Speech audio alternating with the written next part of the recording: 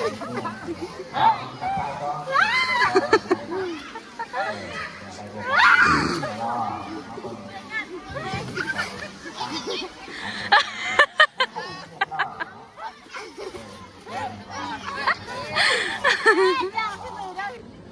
บายดีเด้อพ่อแม่พี่น้องสบายดีวัดสุขุทุกคนพบพ่อกับจ้องนี้นะสาวหอยยางคือเก่าจ้าเมื่อนี้คอยกับพาทุกคนมาลงวัดเด้อพี่น้องลงวัดเนื่องในโอกาสบุญห่อข้าวสากตอนนั้นบุญห่อข้าวประดับดินนะพี่น้องลงมาเมื่อนี้ก็คือคนก็ยังลายคือเก่าแต่ก็นาสิบ่ซ้ำบุญสุดก่อนพี่น้องเพราะว่าตอนนั้นมันเป็นบุญใหญ่กว่าอันนี้คือบุญห่อข้าวสากตอนนั้นคือบุญห่อข้าวประดับดินห่อข้าวประดับดินนะมันมี9ห่อพี่น้องห่อข้าวสากนี่มี10กันเลยห่อข้าวประดับดินเดือน9อันนี้เป็นเดือน10เลยพี่น้องเดือน10แล้วขอสิพาทุกคนขับไปเบิ่งบรรยากาศอยู่ใน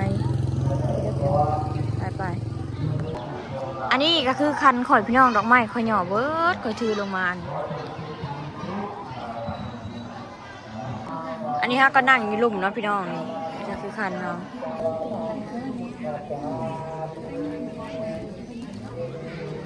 ว่าได้พี่น้องมาสบายกัน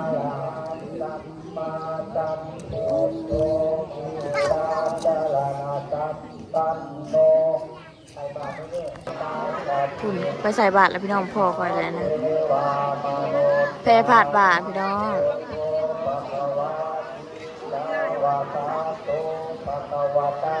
คอยจิถาใส่น้ำลังมือ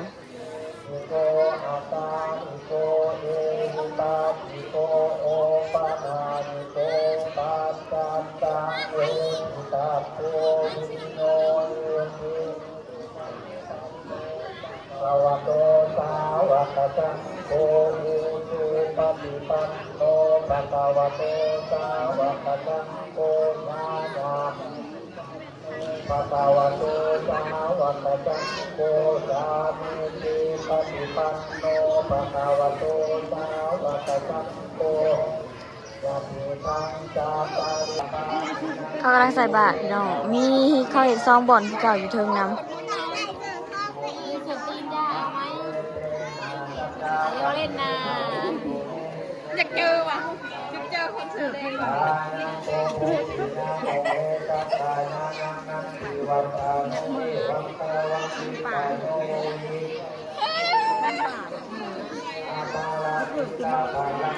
อันนี้ก็ต้องหลานพี่น้องเตรียมสิพากันไปใส่บาตรสบายดีพี่น้อง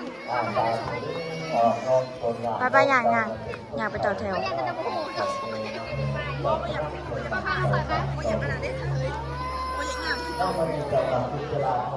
เพื่อนนะพี่น้องยามนี่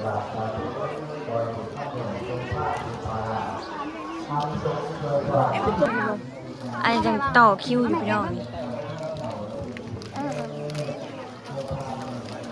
แดดกำลังอ่อนๆคอยไม่ได้ถ่ายตอนหนังหนบมืออยู่ด้วยพี่น้องเพราะว่าเขาไปซื้อคาตั้งกล้องมาก็เป็นแดดกำลังนี่พี่น้องมีแต่ผู้สาวแทนเลยซีเคทของไทยหน้าใครหัวไหนบ้างนะถ่ายในแถวในแดดนี่ดำนี่พี่น้องห่วยมันหลัดคิ้วขอเด้อใกล้จะหอดแล้ว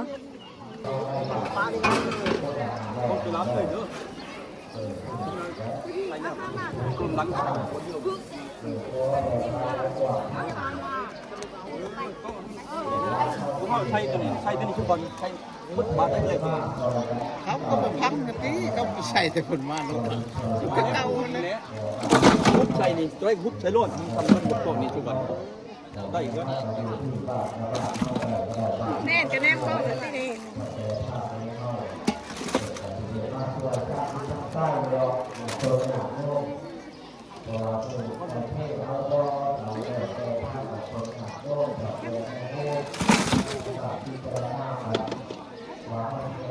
ล่ายิ้มหน่อยดิล่ะเมื่อกี้ทำบุญเขาแม่บุญใช่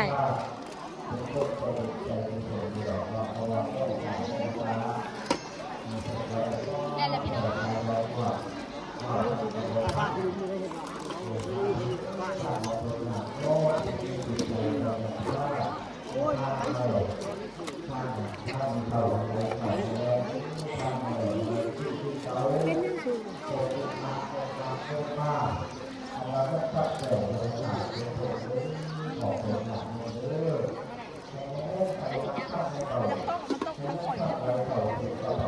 บงามเสียบแค่ปีนก็ได้นะว่าเนาะเรื่องอันหนึ่งโน่เมย์คนปันคมใครสักไอ้ข้าก็สได้สิโอ้เที่ยวใช่โอ้ยพอกับที่ทางเพลน่ะ ดูท้องน้ำบอกลายหนึ่ง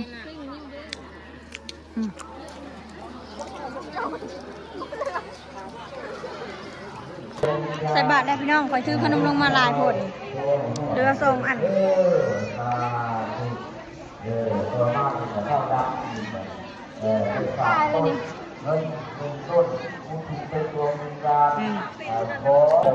นั่งท่าด่านน้ำเนาะแล้วก็ย้ายห่อเข่าแล้วก็กินข้าวพี่น้องแล้วก็ขึ้นเพิ่มเรือนเตรียมหยาดน้ำเลยพี่น้องแดดแห้งลิหรอ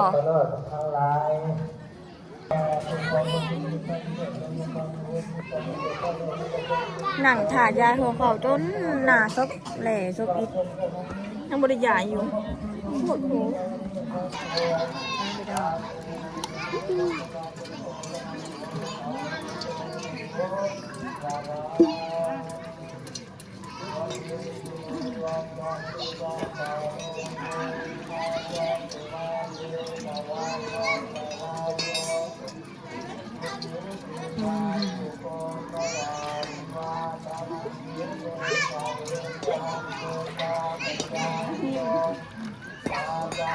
หยาดเบิดติ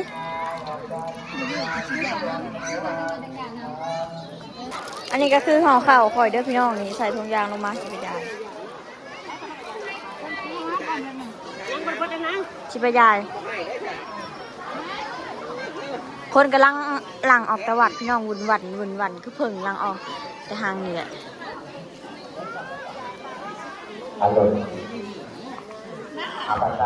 ไปไปยายฝากกันได้ละมาเบิ่งสิพามาเบิ่งสาวยายห่อข้าวเนี่ย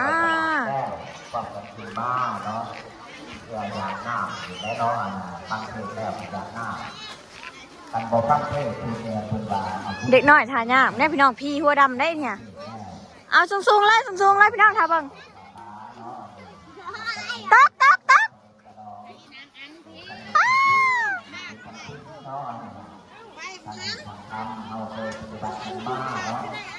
พี่น้องเด็กน้อยเนี่ยตะกี้ข่อยก็เคยเป็นปุดปัดญาติปุ๊บมาดีพี่น้องที่จะบอยาญาติปุบปับ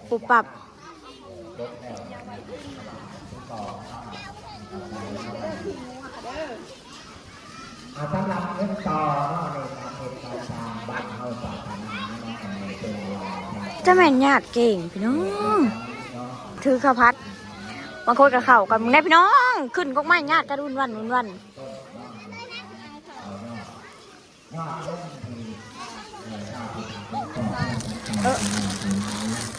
ส่วนเท้าก็คือยังถือห่อเข่าย่างอยู่พี่น้องนี่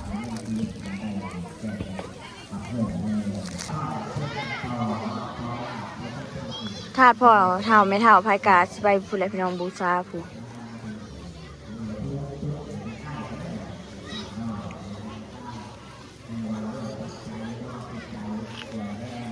นางตะขอยยังบริยายผู้เดียว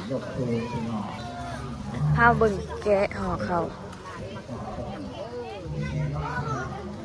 แกะแบบนี้คนญาติบ่ได้อ้าววันนี้นักตะมอบเนาะงานนี่จ้าจะไปท่วงยังล้มมาแต่เด็กๆเฮ็ดยังได้มาจ่ายพ่อมูคนที่สั่งมันจะหกนักเมื่อเรามีห่อตอนนี้กระทึงคิ้วข่อยแล้วพี่น้องสิไปยายของเขาแม่พี่น้องเด็กน้อยนั่นญาติเด้ลายอะไรผู้เที่ยวพาก็ไม่ได้ยังข่าวข่อยมา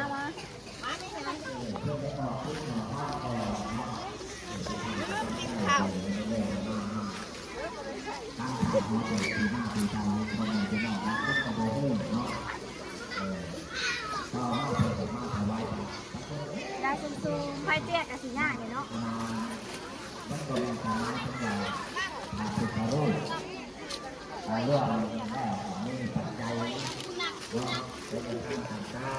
ยายเดี๋ยวจะเดเอาได้สูงไปได้เอาตายหน่อยพอจะเอาน้ำตาเยอะหมดเถิงเลย ผู้น้าผู้ใส่กิ่งนะผู้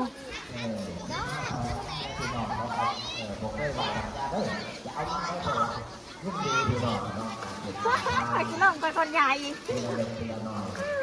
ใส่โลดต่ำๆกัน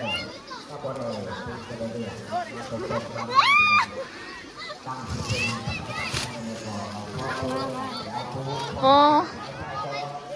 คนญาติเขาซาลายเอง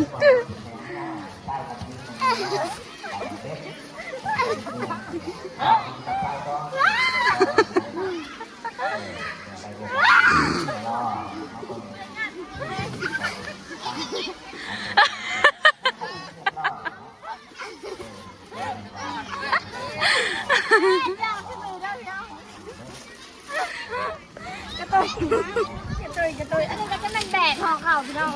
ตาลุน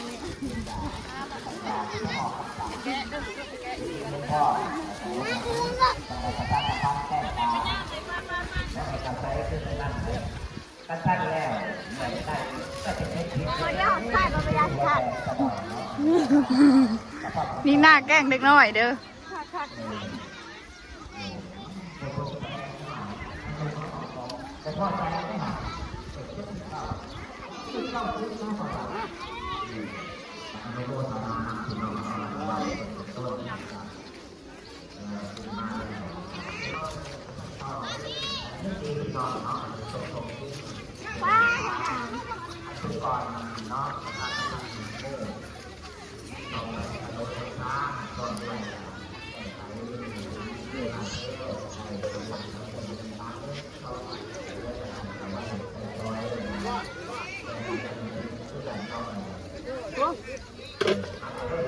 ตอนนี้ฮะก็นั่งถ่ายกินข้าววัดเพราะว่าอันนี้คือทีมงานกินข้าววัดจ้า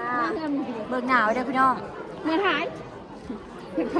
ทีมงานกินข้าววัดไปอยากเสื้อตาด้วยนะถ่ายยังพอกินแล้ว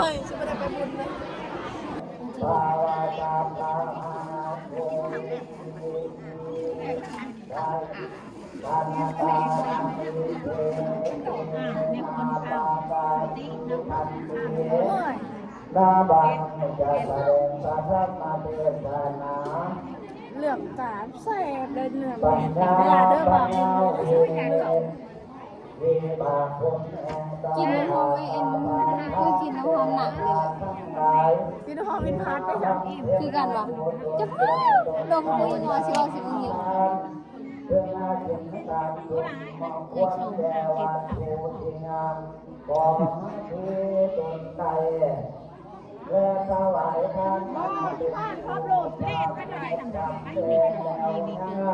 ไปสนามพูดไปไกลกอบพูดไปยืนยังไงนี่คอยนี่สิไปหลังไฟผู้เดียวเข้าไปเอาไปเป็นมันทางฝึกกับไอ้สองคนเลยแล้วไปผมก็ได้เข้า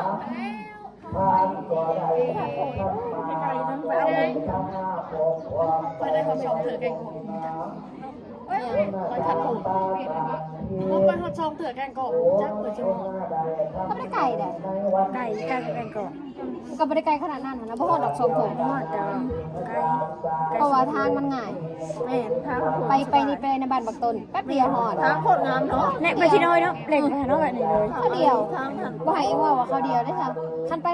กินพากันกินข้าวพี่น้องเบิร์ดเลย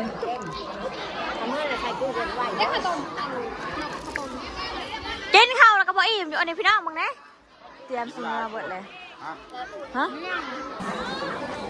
ตอนนี้ข่อยกับซิลิเมอร์แล้วข่อยกับคอจบคลิปไปสำนีเด้อกินหนาจะมาพบกันใหม่ทุกท่านแต่อย่าลืมกดไลค์กดแชร์กดติดตามให้เด้อพี่น้องบ๊ายบาย